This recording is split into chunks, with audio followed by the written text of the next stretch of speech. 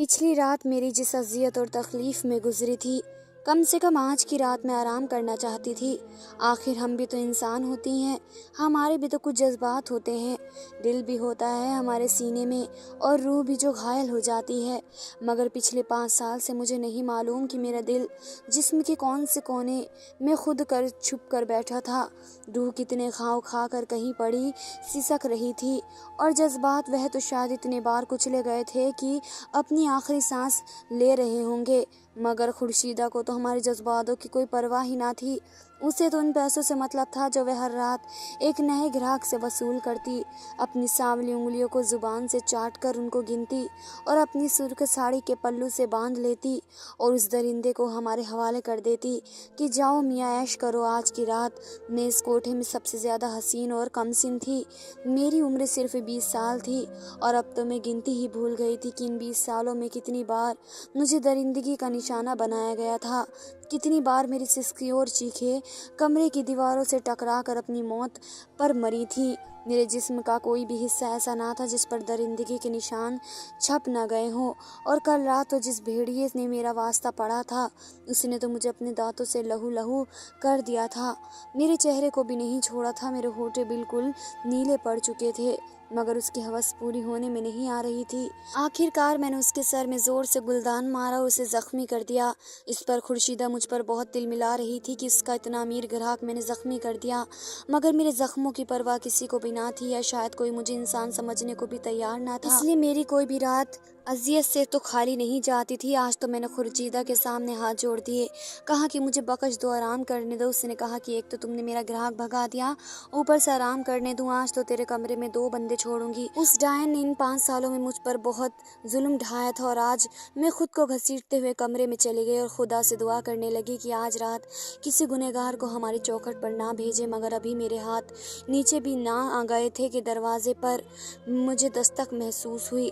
یہ دستک نہیں، ایک سر تھا جو میری کانوں میں پھونکا جا رہا تھا، مگر میری ڈھال سی پڑی رہی۔ میرے جسم میں انتہا درد تھا کہ اٹھا نہیں جا رہا تھا۔ دستک اب مسلسل ہو رہی تھی، یہ غصے کا اظہار تھا جو وہ ڈائن دکھا رہی تھی۔ میں نہ چاہتے ہوئے بھی اٹھی کہ دروازہ نہ کھولتی تو وہ واقعی اپنے غصے کا اظہار کر ڈالتی۔ جب دروازہ کھولا تو وہ ڈائن سامنے کھڑی تھی، مجھے گھور کر کہنے لگی کہ جلدی سے تیار ہو جاؤ، خاص تیرے لیے ایک چھوکرا آیا ہے، آج کی رات تجھے اس کے ساتھ لے کر جائے گا، اور خبردار جو تو نے کوئی اعتراض کیا تو ورنہ انجام کی میں ذمہ دار تو خود ہوگی۔ اگر ہمت نہیں ہو رہی تو تجھے انجیکشن لگا دیتی ہوں، میں اسے خوش کر کے ہی آنا ہے۔ میں اس کی باتیں سن کر ایک سرد آہ بھر کر رہ گئی اور کہا کہ آدھے گھنٹے تک آتی ہوں۔ وہ یہ کہہ کر چلی گئی اور میں مرے مرے قدموں سے آنے والی بے پناہ اذیت کے لیے خود کو تیار کرنے لگی، کیونکہ جس رات مجھے کوئی گراہک لے جانے کے لیے آتا تھا وہ رات میری اذیت عریض پر ہوتی تھی۔ اتنی بھاری رقم ادا کر کے مجھے لے جانے والا مجھ سے وصولی بھی بہت بھاری لیتا تھا۔ اگر اس کا دل بھر جاتا تو اپنے درندے دوستوں کے حوالے کر دیتا، اس لیے مجھے مجبوراً انجیکشن لگانا پڑتا تاکہ نشے کی حالت میں مجھے کچھ بھی یاد نہ رہے اور اس اذیت میں کچھ تو کمی آئے۔ جب میں لڑکھڑاتی ہوئی نیچے آئی تو سامنے ایک خوش شکل سا نوجوان کھڑا تھا۔ دیکھنے میں تو وہ شریف خاندان کا لگتا تھا، مگر خیر میں نے ایسے چہروں کے پیچھے بہت سے بھیڑیے چھپے دیکھے تھے، اس لیے بغیر اس کی شکل پر غور کیے اس کی گاڑی میں جا بیٹھی۔ میرا دماغ اب بالکل سن ہو چکا تھا۔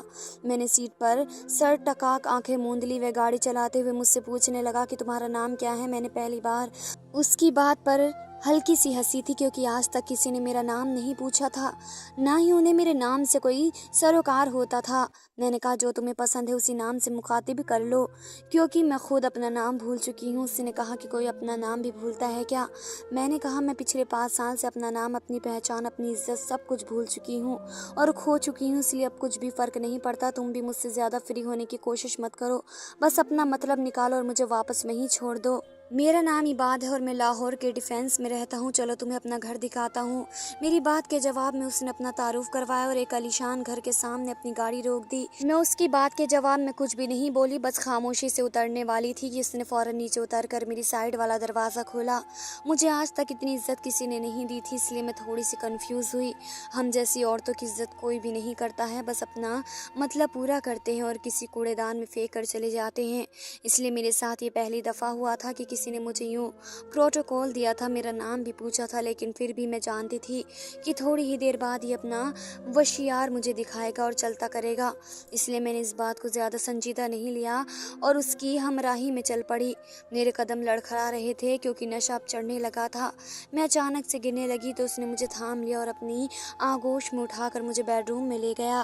बेड पर लिटा दिया। कहा कि क्या ज़रूरत थी इतनी डोज का इंजेक्शन लेने की। उसके लहजे में फिक्रमंदी सी थी। मैंने कहा ये नशा ही तो है जो मेरी अजियत और तकलीफ़ का एहसास मुझे नहीं होने देता, वरना होशो आवाज़ में तो मैं इस कदर वहशापन को सह ही नहीं सकती, मर जाऊंगी। वे मेरे साथ बैठ गया। अफसोस से मुझे देखने लगा, कहने लगा बेफिक्र रहो, मैं इतना संग दिल नहीं हूँ, इसलिए रिलैक्स होकर बैठो, हमें अभी बहुत सारी बातें करनी है। मैंने कहा मैंने हमेशा मर्द को संग दिल ही देखा है। जब से होश संभाला अपने बाप का जुल्म सहा। मेरी माँ तो मुझे मोहब्बत भरी आगोश देने से पहले ही दम तोड़ गई। बाप ने मुझे मनहूस कहा और मुझे एक बुढ़े शख्स के हाथों बेच दिया। तब से मेरा सौदा ही हो रहा है। एक के बाद एक कितने ग्राहक आए जिन्होंने मुझे कुछ पल के लिए ख़रीदा, अपनी ख्वाहिश की तकमी की और फिर यूँ फेंक कर चले गए जैसे मेरे अंदर दिल ही नहीं धड़कता। एक बेजान मोम की गुड़िया जैसे मैं नहीं जानती थी कि मैं उसे अपना हाल दिल क्यों सुनाने बैठ गई। मैंने अपने ख़रीदारों के सामने ख़ुद को कभी भी काबिलियत पेश नहीं किया, क्योंकि जो कीमत भर कर चंद घंटों के लिए मुझे अपनाते हैं वे मेरा दुख सुनने के लिए थोड़ी ना अपनाते थे। उन्हें तो कुछ पल के लिए अपनी फ्रस्ट्रेशन निकालनी होती थी और बस, मगर सामने बैठा हुआ शख्स न जाने क्यों उनसे बहुत अलग था। मुझे वह भी बड़ी अजीब लगा। जब मेरी आंखों के आगे मुकम्मल अंधेरा सा छाने लगा तो उसने कमरे में रखे रेफ्रिजरेटर में से एक बोतल निकाली, मशरूम गिलास में उंडेला कर मुझे थमाया। मैंने चुपचाप पी लिया। मुझे लगा वे शराब होगी, मगर वह नींबू पानी था जो शायद मेरा खुमार उतारने के लिए मुझे पिलाया गया था। मैंने अपने हलक में वह उडेल लिया तो मंजर कुछ कुछ वाज़ेह होने लगा। मैंने कहा क्या तुम मुझे होश मिलाकर मुझे अजियत देना चाहते हो? शायद तुम्हें औरत की चीखें सुनने में ज़्यादा मज़ा आता है। वे मेरी बात सुनकर मुस्कुराने लगा। कहा तुमसे बातें करने के लिए तुम्हारा होश में होना बहुत ज़रूरी है। मैंने कहा कि क्या इतने पैसे तुमने महज मुझसे बातें करने के लिए अदा किए हैं? तो वह कहने लगा कि मुझे औरत को तकलीफ़ देना पसंद नहीं है। मेरे नज़दीक औरत खुदा की बेहतरीन मखलूक है। मेरा बस चले तो औरत को 7 पर्दों में छुपा कर रखूं। मैंने उसकी बात पर जोर कर हंसकर कहा कि तुम जैसी सोच रखने वाले इंसान का मुझ जैसी लड़की से क्या मतलब? फिर मुझे यहाँ क्यों लाए हो? तुम्हें तो किसी पाक दामन औरत को घर में लाना चाहिए था, ना कि मुझ जैसी जिसका दामन हर रात दागदार होता है। उसने कहा कि मेरे नज़दीक तुम भी एक काबिल एहतराम औरत हो, क्योंकि ये सब तुम अपनी मर्ज़ी से नहीं करती। तुमसे ये सब कुछ ज़बरदस्ती करने पर उकसाया जाता है। तुम्हारी ख्वाहिश है कि तुम ये घर की जीनत बनो, तुम्हारा शौहर तुम्हें 7 पर्दों में छुपा कर रखे। वे मेरी आंखों में आंखें डालकर मुझसे कह रहा था और मैं सोच रही थी कि ये तो शायद मेरे अंदर का हाल मेरी आंखों में पड़ रहा है। मुझसे ज़्यादा देर उससे नज़रें नहीं मिलाई गई, इसलिए मैंने उधर उधर देखना शुरू कर दिया। मैंने कहा जिस काम के लिए मुझे लाए हुए जल्दी से निपटा लो। मैं तुम्हारी इस तरह की बातों में अपना दिमाग ख़राब करने वाली नहीं। मेरा नशा मुकम्मल तौर पर उतर चुका था, मगर वे बजाय मेरे करीब आने के उठकर अलमारी में से कपड़े निकालने लगा और वॉशरूम में चला गया। मुझे लगा शायद वे मेरे करीब आने से पहले फ़्रेश होना चाहता है। मैं बैठ के क्राउन से सर रखे आंखें मूंद कर लेट गई।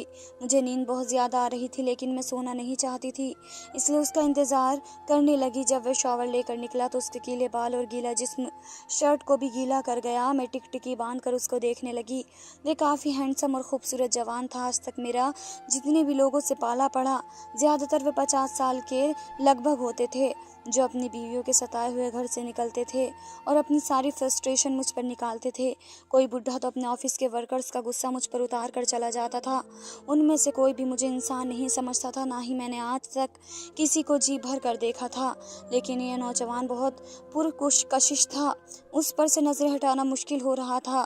खैर, वे जितना भी पुरकशिश था, उसकी हैवानियत का अंदाज़ा अभी मुझे होने वाला था, इसलिए मुझे उसकी शख्सियत में दिलचस्पी लेने की ज़्यादा ज़रूरत नहीं थी।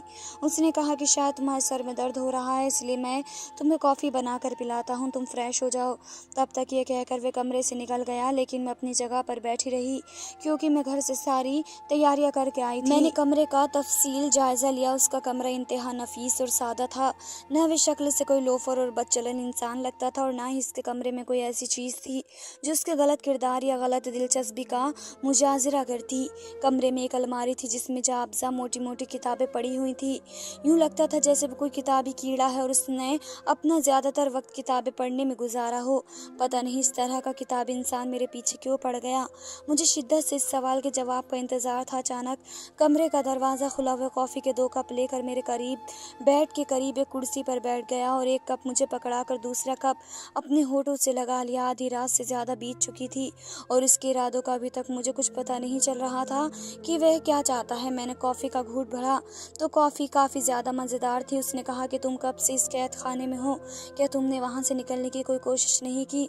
मैंने कहा कि एक बार लड़की वहाँ चली गई तो अपनी इज्जत गवा बैठे तो फिर चाहे वे वहाँ से निकल भी जाए तब भी उसको कोई ठिकाना देने वाला नहीं होता, क्योंकि शराफत का लाबादा उड़ने वाले लोग उन लोगों से ज़्यादा ख़तरनाक होते हैं जो इस तरह के काम करते हैं।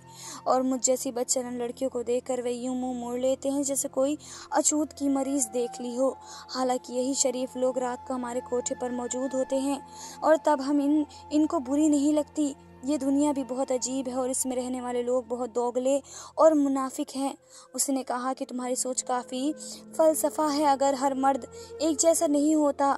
मैंने मानी खेज नज़रों से उसके देखा और पूछा कि तुम में और उनमें क्या फ़र्क है? तुम भी तो रात के वक्त मेरी इतनी कीमत अदा करके मुझे यहाँ पर लाए हो। उसने कहा कि मैं तुम्हें किसी और मकसद के लिए यहाँ पर लाया हूँ। मैं अब उसकी बात पर चौंक गई, क्योंकि अगर उसने मुझसे अपनी हवस पूरी करनी होती तो कब का कर चुका होता, क्योंकि मुझे यहाँ पर आए हुए तो काफ़ी देर हो चुकी थी और उसने मुझे छुआ तक नहीं था। उसने कहा कि मैं तुम्हारी मदद करना चाहता हूँ और तुम जैसी मजलूम और बेसहारा लड़कियों की भी जो हालात की सताई हुई वहाँ पर भेजी जाती हैं। मैंने कहा तुम मेरी क्या मदद करोगे? मैं खुद अपनी मदद नहीं करना चाहती और ना ही मेरी जैसी लड़कियाँ जो अपनी इज्जत गवा बैठती हैं। इस दुनिया में सबसे कीमती चीज़ इंसान के पास, ख़ास कर एक औरत के पास, इज्जत ही होती है। अगर वो भी गवा बैठे तो इस दुनिया में कोई भी शरीफ लड़का उसे अपनाने को तैयार नहीं होता तो फिर अच्छा ही है ना। दुनिया के धक्के मुक्के खाने की बजाय हम वहाँ कोठे पर बैठे रहें, क्योंकि हम जैसी लड़कियों को माशरा कबूल नहीं करता, चाहे हम ज़बरदस्ती वहाँ लाई गई हों या अपनी खुशी से। उसने कहा कि मैंने तुमसे कहा है ना, हर मर्द एक जैसा नहीं होता।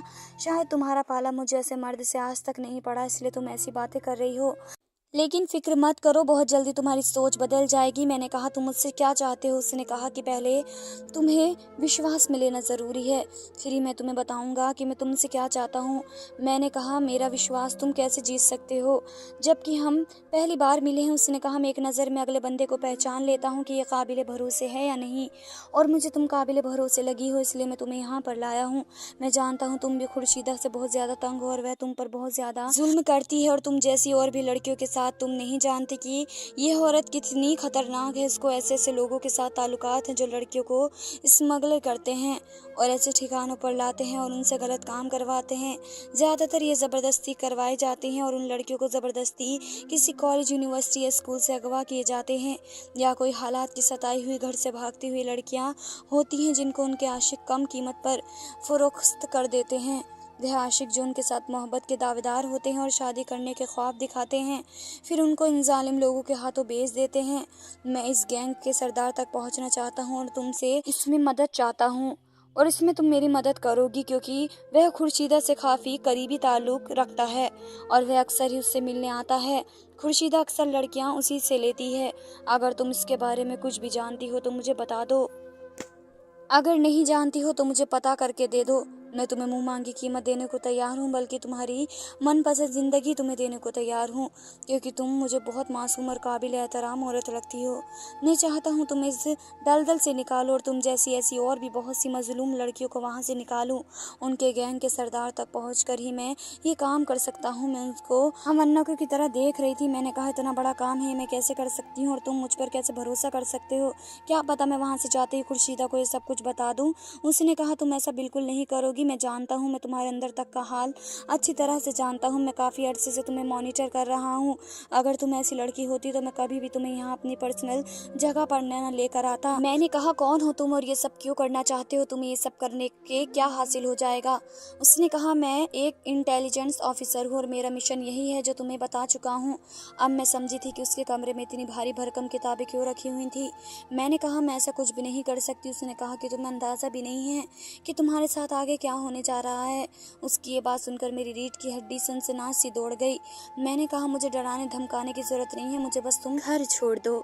उसने कहा कि मुझे अपनी सुराग रिसाव से पता चला है कि बहुत जल्दी खुर्शीदा अपनी कोठी की खूबसूरत लड़कियां उसी गैंग के सरदार को बेचने का इरादा रखती है और उन लड़कियों में तुम भी शामिल हो। और पता है कि वे लोग उन लड़कियों के साथ क्या करते हैं।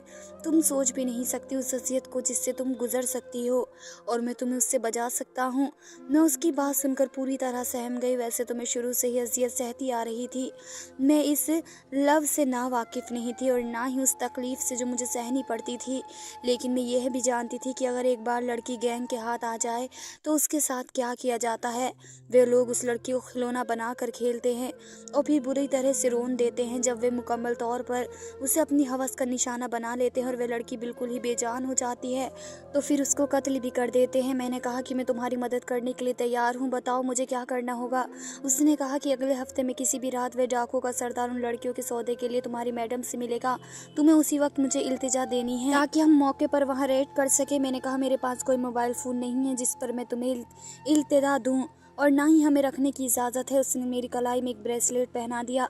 वह ब्रेसलेट बहुत ही ज़्यादा खूबसूरत है। एक नन्ही सी चैन मेरी पूरी कलाई के घेरे में थी और उसके नुक्कड़ पर एक छोटा सा दिल बना हुआ था। उसने कहा कि जब भी वह सरदार वहाँ पहुँचे तो इस दिल पर मौजूद एक छोटा सा बटन है, उसको दबा देना, मुझ तक सिग्नल पहुँच जाएगा और इस ब्रेसलेट को अपनी मैडम से छुपा के रखना। मैंने हामी भर ली। उसने कहा कि अब तुम चाहो तो आराम कर सकती हो, मैं दूसरे कमरे में चला जाता हूँ, सुबह तुम्हें वहाँ पर छोड़ जाऊँगा। ये कहकर वह अपने कमरे से चला गया और मैं वह ब्रेसलेट बड़े गौर से देखने लगी जो मेरी कलाई में बंधा हुआ था और शायद वही मेरी आज़ादी का परवान भी था। अगली सुबह वह मुझे वापस वहीं पर छोड़ गया। उसके जाने के बाद मुझे लगा कि शायद अब मैं यहाँ इस कोठे में ज़्यादा देर तक नहीं रह सकती। शायद मेरी तमाम अज़ियतों से मुझे छुटकारा मिलने वाला है। मैं जाते हुए उस मैडम को कह कर गया था कि इस लड़की को कोई भी हाथ नहीं लगाएगा क्योंकि हर रात की पेमेंट मैं आपको देता रहूँगा। ये एक हफ्ते के लिए सिर्फ मेरी है, इसको कोई भी नहीं छुए। रोज़ मेरी गाड़ी आएगी और इसको लेकर जाएगी। खुर्शीदा उसकी बात सुनकर काफ़ी ज़्यादा खुश हो गई क्योंकि जो कीमत वह मेरी अदा कर रहा था वह बहुत ज़्यादा थी। उसने बिना चूचरा करे उसे पैसे वसूल किए और अब मैं पूरी तरह से उस नौजवान से मुतासिर हो चुकी थी जिसने अपना नाम अब्बाद बताया था। वह ना सिर्फ मुझे यहाँ से आज़ाद करवाना चाहता था बल्कि मेरा मुहाफिज भी बनना चाहता था। ज़िंदगी में पहली दफ़ा किसी ने मेरी यूँ परवाह की थी और मेरी आंखें भर आई थी, वरना आज तक तो किसी ने मुझे देखा भी नहीं था।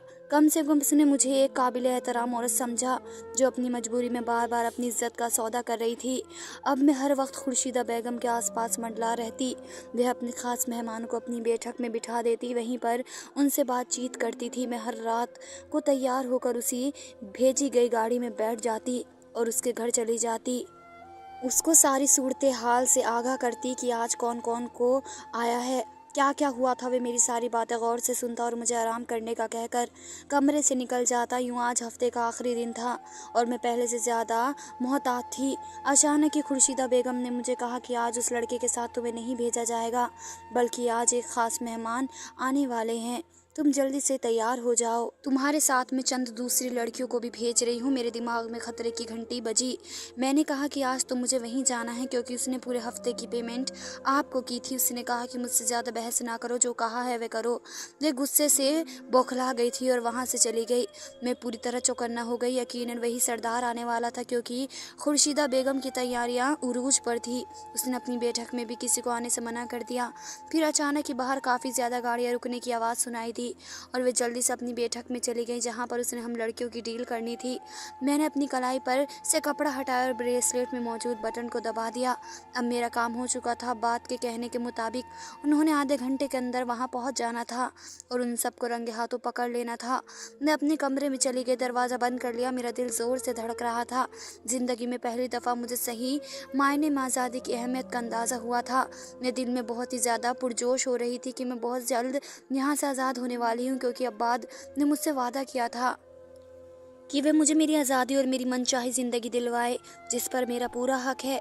ठीक आधे घंटे के बाद बाहर गाड़ियों के सायरन सुनाई देने लगे, जो कि पुलिस मोबाइल की थी। मैंने खिड़की से पर्दा हटाकर देखा तो बाहर बहुत सारी पुलिस की गाड़ियां खड़ी थी। उन्होंने कोठे को चारों तरफ से घेर लिया था। सबसे पहली गाड़ी में से अब्बास बाहर निकला। उसने अपना प्रोफेशनल लिबास पहना हुआ था, उसके हाथ में पिस्टल थी और वह कोठे के अंदर दाखिल हो चुका था। अपना मुहाफिज के साथ उन्होंने आते साथ ही बैठक पर धावा बोल दिया। मेरे देखते ही देखते वे खुर्शीदा बेगम और सरदार को हथकड़ी पहनाकर बाहर ले आया। उनके चेहरे पर हवाइयाँ उड़ी थी, यूं जैसे उनकी किसी ने मुखबिर दी हो, पर उन्हें क्या पता था कि मुखबिर वाली कोई और नहीं बल्कि उन्हीं के कोठे की एक लड़की होगी। मुझे खुर्शीदा बेगम की हालत देखकर पहली बार ज़िंदगी में खुशी महसूस हुई थी।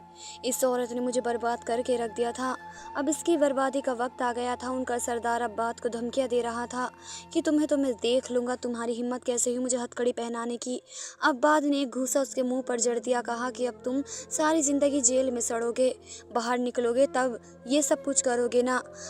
हम सबको एक बड़ी सी गाड़ी में बिठा दिया गया, जो कि पुलिस मोबाइल थी। सब लड़कियां खौफ ज़दा थीं कि न जाने उनके साथ क्या होगा, लेकिन मैं मुतमईन सी बैठी हुई थी। हमसे पूछगाछ की गई, फिर हमसे पूछा गया कि हम लोग कहाँ से लाई गई हैं और कहाँ जाना चाहती हैं। पर किसी भी लड़की के पास कोई भी ठिकाना नहीं था। सब लोग एक दूसरे का मुंह देखने लगे कि हम कहाँ जाएंगी। फिर पुलिस वालों ने उन सारी लड़कियों को एक दारुल अमान में भेज दिया, जिनमें मैं भी शामिल थी। हमें एक गाड़ी में बिठाकर दारुल अमान की तरफ रवाना कर दिया गया, मगर गाड़ी में बैठते ही गाड़ी का दरवाज़ा किसी ने खोला। वह अब्बास था। उसने मेरा बाजू पकड़कर मुझे बाहर निकाला, कहा कि तुम मेरे साथ चलोगी।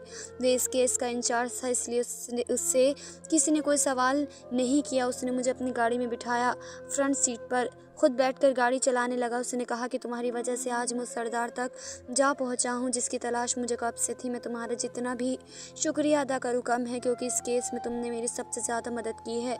मैंने कहा कि मैंने तो बस तुम्हें बताया है, कोई मेरा कमाल नहीं, सारा कमाल तुम्हारा ही है। आज तुम्हारी वजह से मुझ जैसी कितनी मजलूम लड़कियां उस कैद खाने से आज़ाद हो चुकी हैं। हम सबको तुम्हारा शुक्रिया अदा करना चाहिए। वे मेरी बात सुनकर मुस्कुरा दिया। उसने कहा कि चलो हिसाब बराबर हुआ। मैंने कहा मैं कहाँ जाऊँगी? उसने कहा जहाँ तुम्हें होना चाहिए। मैंने कहा क्या मतलब? वह मुझे अपने घर ले गया, कहा कि तुम इस घर में रह सकती हो। मैंने कहा कि इस ताल्लुक़ और रिश्ते से मैं इस तरह किसी अजनबी के घर में नहीं रह सकती, तुम मुझे दारुल अमान में ही छोड़ दो बाकी लड़कियों के साथ। उसने कहा कि मैंने तुमसे वादा किया था, मैं तुम्हें अकेला नहीं छोड़ूंगा।